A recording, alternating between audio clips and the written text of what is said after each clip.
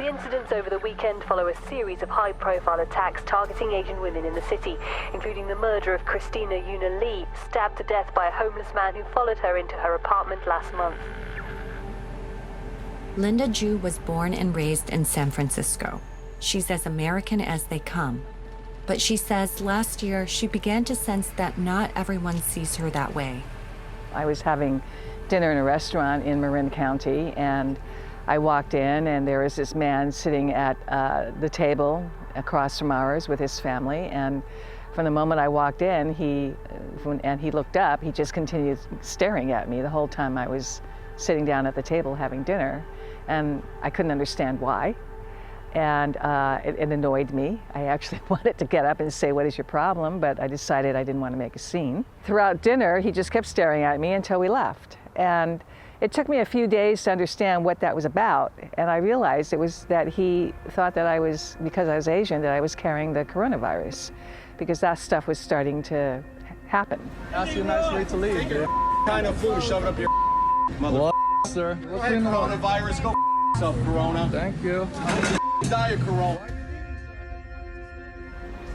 About a week later, my 80-year-old aunt, who lives across the bay, was taking her daily walk around the area where she lives, and she encountered for the first time hostile stares from white passerbys, and she didn't understand what was going on either. And then a colleague of mine, another journalist who lived in Berkeley, began to experience her neighbors crossing the street. So that's when I began to realize, oh, this is another cycle of anti-Asian sentiment, and it's going to get worse. And that's what happened. An Asian American viciously beaten on a New York City subway. Violent attacks against Asian Americans and Pacific Islanders skyrocketed. The FBI is stepping up its efforts to counter the shocking surge in attacks on Asian Americans. We let hate flourish. We make a lie of who we are as a nation. My father, many years ago, always told me that, I would never be accepted as a real American. I would always be seen as Asian, as Chinese.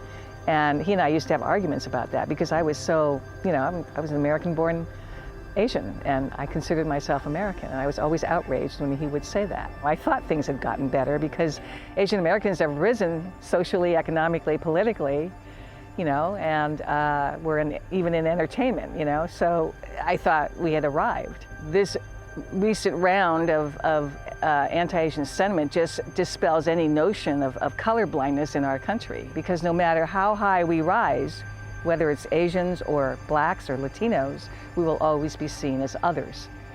And this whole thing about colorblindness is just a sheer myth.